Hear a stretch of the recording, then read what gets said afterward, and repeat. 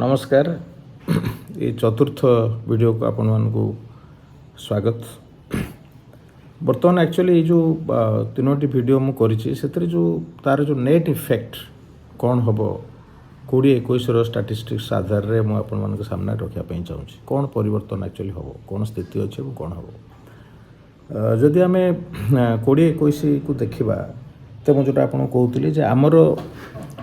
GDP होछि 5.6 कोटी आमर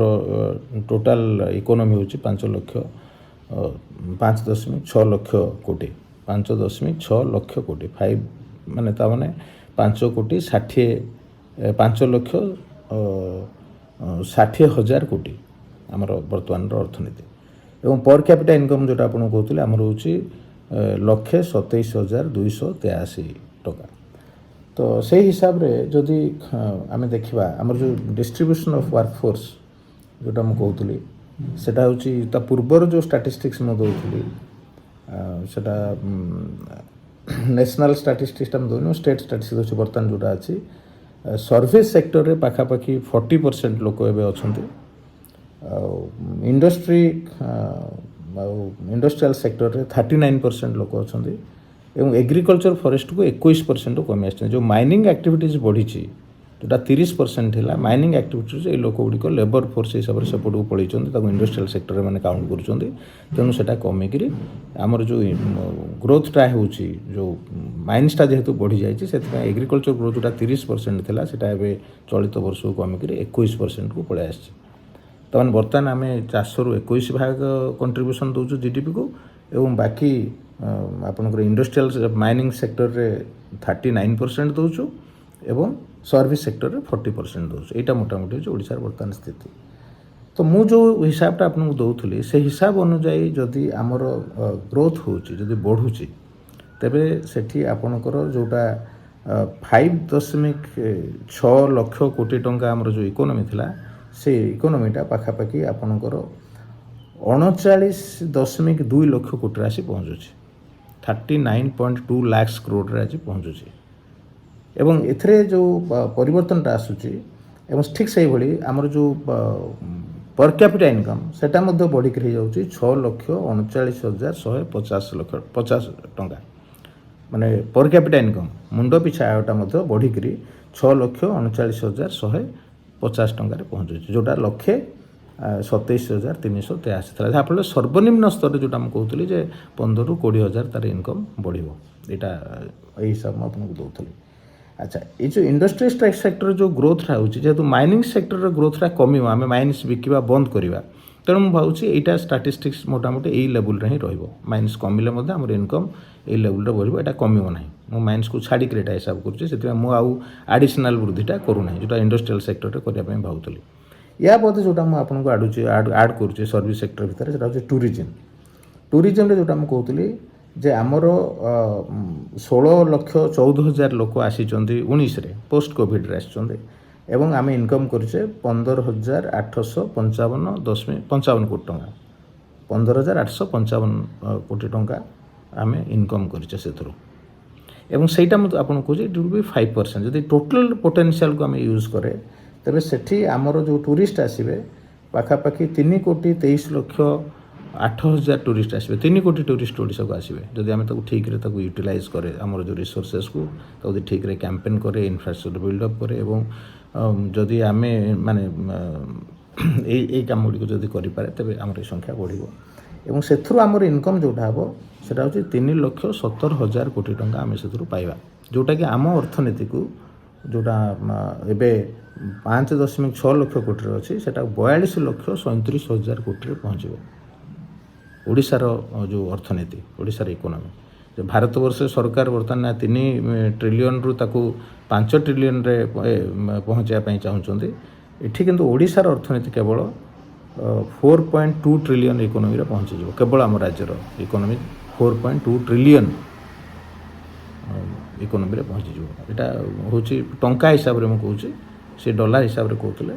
जदि डॉलर हिसाब से करा तो कमिब किंतु आम टंका हिसाब से 4.2 ट्रिलियन इकोनॉमी को पहुँची टंका हिसाब से रुपीज हिसाब से।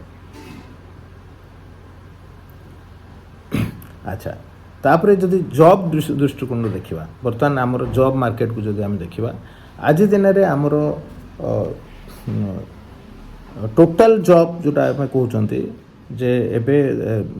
लक्षे 75,000 लोक कोटिए 75 लक्ष लोक टोटाल बर्तमान एम्प्लॉयड बोली कहुच्छे से भितर आपणकर चाषे तो सबुठ बेसी अच्छा माने 53,000 लोक चाषे अच्छा माने 53% लोक चाषे अच्छा मैन्युफैक्चरिंग रे 9% लोक अच्छा सर्विस सेक्टर रे आपणकर बाकी 38% लोक सर्विस सेक्टर रे अच्छा एवं ताकू जदि आम हिसाब करवा केते लोक कौन अच्छा तेबे आपण देखिए जे 92,75,000 लोक चाषे अच्छा मैन्युफैक्चर रे आपण देखिए पाखापाखि 15,75,000 लोक मैन्युफैक्चरिंग अच्छा एवं 66,50,000 लोक आपणकर सर्विस सेक्टर रे काम कर एवं आमर जो अनएम्प्लॉयमेंट रेशियो को जदि आपण जीवे 45 लक्ष सरकार कहते जे एजुकेटेड अनएम्प्लॉयड अच्छा 10 लक्ष रु ऊर्ध्व माने से हिसाब ठीक रे नाही माइग्रेंट लेबर ये जो आसिले ओडिशा को एथर तांको जो खाइबा को दिया है से हिसाब को देखिक मु कहूँ तो मिनिमम 10 लक्ष रु 12 लक्ष माइग्रेंट वर्कर्स ओडिशा को फेरी बाकी जो अनएम्प्लॉयड यूथ माने अनएजुकेटेड अनएम्प्लॉयड यूथ तो हिसाब पाइबार किसी बाट ना तेणु आम 10 लक्ष जो मिसवा 55 लक्ष अनएम्प्लॉयड लोक ओडिशार अच्छा भावुँ मैंने ये कम न पाई बाहर को जाऊँ पाठ पढ़ी बेकार होकर संख्या हूँ 55 लक्ष। अच्छा एबे आमे देखिबा जे केते आमे जनरेट करिबा जे जो चेंज कथा कहउतिले को जदि आमे करे जदि आमे इंडस्ट्रियलाइजेशन करे जदि टूरिज्म को आमे करे तबे आमे एठी केते रिक्वायरमेंट आम रहिबो लेबर फोर्सेस रो एथे मु देखुथली जे आपणकर केवल जो ये टूरिज्म सेक्टर रे टूरिज्म रे 31 लक्ष एम्प्लॉयमेंट आमर आवश्यकता पड़ो